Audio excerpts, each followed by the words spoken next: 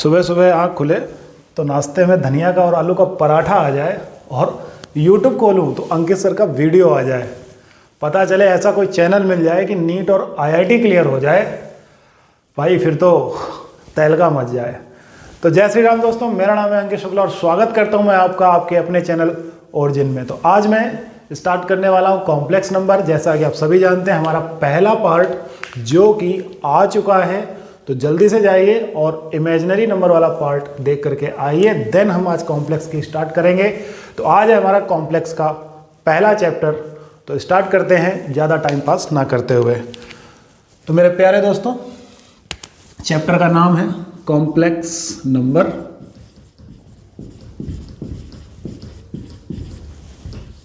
और complex number क्या होता है तो उसके बारे में थोड़ी सी चर्चा कर लेते हैं। वैसे मैंने इमेजिनरी नंबर में भी चर्चा की थी। कॉम्प्लेक्स नंबर का मतलब है कि जब दो रियल नंबर x और y, if x and y are two real numbers, अगर वो इस फॉर्म में लिखे जाएं x plus i y form में, अगर वो इस फॉर्म में लिखे जाते हैं z equal to x plus i y form में लिखे जाते हैं, तो वो जो रियल नंबर है वो क्या कहलाता है? कॉम्प्लेक्स नंबर कहलाता है। बेसिकली x और y दोनों क्या होते हैं? रियल। आप बोलोगे, वैसे मैंने ऊपर बात बोल दी है कि और x और y क्या होते हैं? रियल होते हैं। अब x plus i why he क्यों? मैंने कहा भाई ये वाला जो पोर्शन होता है, दिस पार्ट, यानी कि x, ये होता है रियल। ये कैसा होता है? Real part. ये कैसा होता है? Real part. और जो ये वाला पोर्शन होता है यानी कि y, ये इमेजिनरी पार्ट होता है। अब आप कहोगे सर आपने अभी x और y को रियल कहा, बट मैंने कहा x और y रियल है, बट कहते हैं ना संगत का असर। किसका असर? संगत का असर। अगर आप मेरी संगत करोगे बहुत ऊपर तक जाओगे। तो यहाँ पे हम बात करने वाले थे इमेजिनरी पार्ट की। तो x और y तो रियल है, लेकिन संगत का असर मतलब जिसके साथ i लग गया वो इमेजिनरी पार्ट, जिसके साथ i लग गया वो क्या हो जाएगा? हमारा इमेजिनरी पार्ट हो जाएगा। तो इसका मतलब है कि अगर ये i x के साथ लग जाए तो मैंने कहा x इमेजिनरी पार्ट हो जाएगा, तो ये नंबर हो जाएगा y प्लस आई एक्स। क्या हो जाएगा? y प्लस आई एक्स। तो x क्या हो जाएगा? इमेजिनरी पार्ट, और y क्या हो जाएगा? Real part. ओके, तो इसमें दो छोटी छोटी बातें हैं कि जो हमारा x होता है उसको हम बोलते हैं real part of z is equal to x, और इमेजिनरी पार्ट ऑफ z क्या होता है? हमारा y। वो हमारा क्या होता है? y होता है। तो किसी भी कॉम्प्लेक्स नंबर को अगर हम इस फॉर्म में लिखते हैं, किसी भी नंबर सिस्टम को अगर हम दो रियल नंबर को इस फॉर्म में लिख देते हैं तो वो नंबर बन जाता है कॉम्प्लेक्स। अगर मैं आपसे बोलूँ z equal to 2 plus 3i, तो ऑब्वियस सी बात है x की वैल्यू 2 है और y की वैल्यू कितनी है? 3 है। x की वैल्यू 2 है और y की वैल्यू कितनी है? 3 है। अगर मैं आपसे बोलूँ z is equal to 2i, अगर मैं आपसे क्या बोलूँ z इक्वल टू 2i, तो बेसिकली तुरंत जवाब दोगे मुझे कि रियल पार्ट ऑफ z 0 और इमेजिनरी पार्ट ऑफ z बोले तो 2। इमेजिनरी पार्ट आप बोले तो 2। आप तुरंत एक क्वेश्चन और दाग दोगे कि z equal to 3, z equal to 3, तो तुरंत बोलोगे sir real part of z equal to 3 और imaginary part of z equal to 0। Imaginary part कितना हो जाएगा? 0 हो जाएगा। तो दोस्तों कॉम्प्लेक्स नंबर का जो नंबर है z equal to x plus i y, this is complex number. x हमारा क्या होता है? रियल, और y भी रियल होता है, बट जिसमें real part of z x बोलता है, इमेजिनरी पार्ट ऑफ z को क्या बोलते हैं? y बोलते हैं। ओके, तो आई थिंक बहुत ही बेसिक सी बात थी, क्लियर हो गई होगी। ठीक है, आओ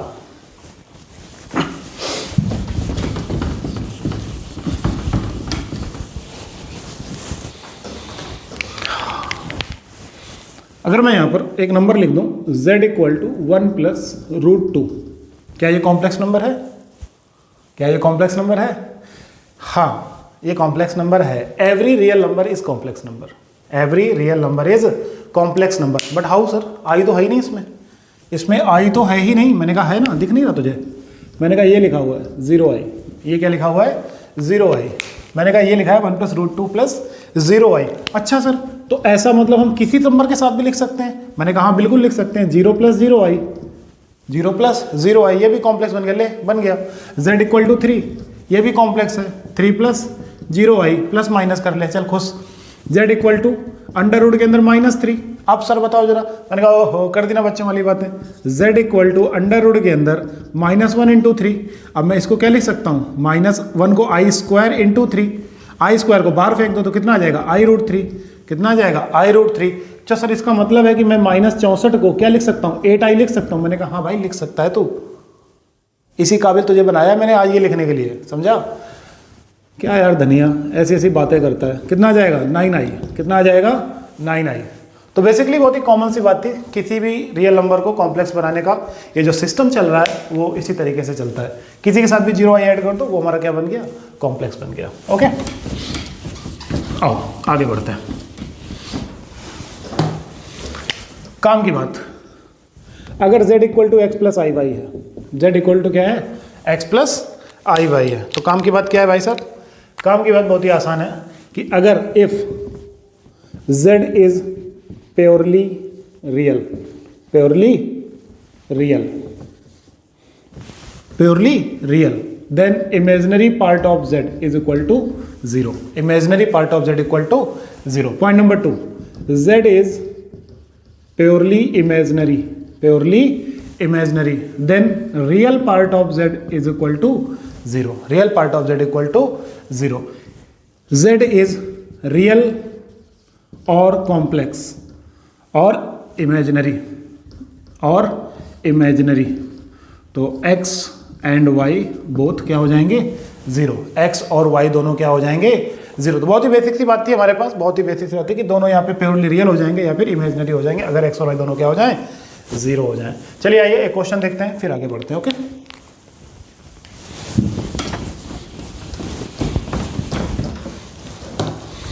सिंपल सा क्वेश्चन है, कह रहा है कि z is equal to cos theta plus का i 2 साइन थीटा -1। कह रहा है इसके जनरल सोल्यूशन बता दो। इसको हमसे क्या कह रहा है, जनरल सोल्यूशन बता दो। जनरल सोल्यूशन बताना है अपने को। Find general solution, find general solution, find general solution if z is purely imaginary, हाँ z is purely imaginary। हमें इसका जनरल सोल्यूशन बताना है। कह रहा है z अगर प्योरली क्या हो जाए, इमेजिनरी हो जाए। ठीक है भाई, अगर z हमारा प्योरली इमेजिनरी होगा तो हम जानते हैं as we know, what know, कि अगर z हमारा प्योरली इमेजिनरी हो जाएगा देन इमेजिनरी, प्योरली इमेजिनरी हो जाएगा तो real part of z is equal to क्या हो जाएगा 0। अगर वो नंबर हमारा प्योरली, प्योरली मतलब समझ रहे हो ना कि प्योरली इमेजिनरी हो जाएगा यानी कि रियल वाला पार्ट गया, यानी कि रियल पार्ट इक्वल टू 0, यानी कि cos theta is equal to 0, यानी theta is equal to 2n pi plus minus pi by 2। General solution की बात कर रहे थे हम, किसकी बात कर रहे थे, जनरल सोल्यूशन की बात कर रहे हैं। तो ट्रिग्नोमेट्री जब हम जनरल सोल्यूशन की बात करते हैं तो हम एक बार इसको क्या कर देते हैं, अपनी तरफ से जनरेट करा देते हैं पूरे सिस्टम के लिए। अगर मैं इसी जगह पर क्वेश्चन को लिख देता प्योरली रियल, क्या लिख देता प्योरली रियल, तो अगर मैं यहाँ पे प्योरली रियल की बात करूंगा तो बहुत सी बेसिक सी बात कर जाऊंगा। प्योरली रियल का मतलब है imaginary part of z equal to 0, imaginary part of z equal to 0। तो इमेजिनरी पार्ट ऑफ z की बात कर लें तो प्योरली रियल में 2 sine theta, 2 sine theta -1 equal to 0, तो sine theta is equal to 1/2, sine theta is equal to 1/2। तो बेटे थीटा इज इक्वल टू कितना आ गया, अब ये क्या हो जाएगा पाई बाई 6 की वैल्यू है। तो हमारे पास साइन का जनरल फॉर्म क्या होता है n पाई प्लस -1 की पावर n और यहाँ पे पाई बाई 6। तो ये हमारा हो जाएगा जनरल सोल्यूशन, जिसको हमने क्या कर दिया, जनरलाइज कर दिया है पूरे सिस्टम के लिए, यानी पूरा वो अपना पोलर सिस्टम वाले के लिए जनरलाइज कर दिया है। तो ये हमारा एक कॉम्प्लेक्स नंबर का एक छोटा सा एग्जांपल। आइए एक और एग्जांपल लेते हैं, एक अच्छा एग्जांपल लेते हैं। इसको हटा रहा हूँ।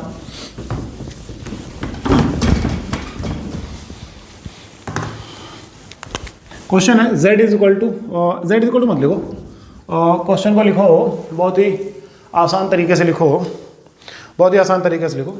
मैं लिख रहा हूँ 1 plus z square plus dot dot dot plus z की पावर 17 इक्वल टू 0। और एक और लिख रहा हूँ 1 plus z square plus dot dot dot z की पावर 13 इक्वल टू 0। तो ये हमारे पास क्वेश्चन है, ठीक है। कह रहा है कि z की वैल्यू बतानी है, हमको क्या बताना है, z की वैल्यू बतानी है। चलो ठीक है, z की वैल्यू बताने की कोशिश करते हैं। अगर हम सबसे पहले ध्यान से देखें पहली वाली सीरीज, अगर हम ऊपर वाली सीरीज देखते हैं तो इस सीरीज में सबसे खास बात है कि ये जीपी है, और जीपी दोनों है, ऊपर वाली की और नीचे वाली भी जीपी है। अगर मैं ऊपर वाली जीपी की बात करता हूँ तो ऊपर वाली जीपी में कितने टर्म है, 18 टर्म है। कोई कहेगा सर यहाँ 17 डिग्री दिख रही है, मैंने कहा भाई तुझे 1 ना दिख रहा है क्या आगे, तो 0 डिग्री उसकी भी होगी। तो 18 टर्म ऊपर है और नीचे कितने टर्म है, 14 टर्म है। तो अगर मैं जीपी की बात करता हूँ, अगर मैं ऊपर वाली सीरीज की बात करता हूँ, तो जीपी के सम का फार्मूला क्या होता है, जल्दी से बता जाओ, a1 माइनस आर की power n upon 1 minus r, क्या और कौन सा, a r की power n minus 1 upon r minus 1। अब बच्चे ने कहा सर लगेगा कौन सा, मैंने कहा घसीट के थप्पड़ मारेंगे। उसने कहा क्यों सर, मैंने कहा ये हम टीचर द्वारा बनाई हुई भ्रांति है केवल, मतलब मैंने कहा भाई ऊपर से माइनस कॉमन ले ले, नीचे से माइनस कॉमन ले ले, नीचे वाला बन जाएगा। क्या धनिया, अभी यहाँ पे जीपी है हमारी, पहला term a 1 minus r t2 upon t1 z की पावर 18, नीचे 1 माइनस z। अगर मैं इस पे बात करता हूँ तो 1 माइनस z की पावर कितना, 14 अपॉन 1 माइनस z। इस क्लियर।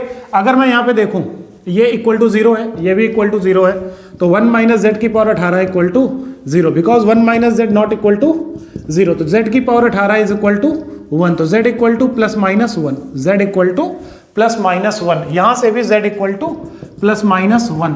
अब हमें ये देखना है कि z की कौन सी वैल्यू, z की हमें दो वैल्यूज मिली, एक मिली 1 और एक मिली माइनस 1। तो अब हमें ये देखना है कि कौन सी वैल्यूज को सेटिस्फाइड करेगी। तो धनिया ने कहा सर z इक्वल टू 1 रख के देखो ना, 1 सेटिस्फाइड कर जाएगी। मैंने कहा पागल हो गया है क्या। उसने कहा सर कैसे, मैंने कहा भाई 1 1 रखेगा, सारे पॉजिटिव है, सारे पॉजिटिव का सम 0 कैसे हो जाएगा। दिमाग लगाया। उसने कहा सर माइनस 1 रख के देखो, मैंने कहा हाँ माइनस 1 रख के देख लो, सेटिस्फाइड कर जाएगा। ये गया ये गया ये गया, ये सारे कटते चले जाएंगे, आंसर कितना आ जाएगा 0। तो z इक्वल टू 1 हमारा क्या है, फाइनल आंसर है। किसके लिए, किसी भी कॉम्प्लेक्स नंबर के लिए। तो उम्मीद है कि ये क्लियर हो गया होगा। आइए नेक्स्ट क्वेश्चन की तरफ चलते हैं।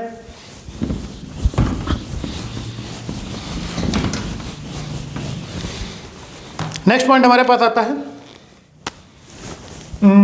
अलजेब्रिक फॉर्म ऑफ, स्पेलिंग थोड़ा सा, algebraic form of Cn, algebraic form of complex number. तो algebraic form of complex number की अगर हम यहाँ पे बात करते हैं तो बहुत ही बेसिक सी बात है। सबसे पहले हमारे पास आती है कंपेयरिंग। सबसे पहले हमारे पास क्या आता है, कंपेयरिंग। कंपेयरिंग मतलब ये कह सकते हैं इक्वलिटी।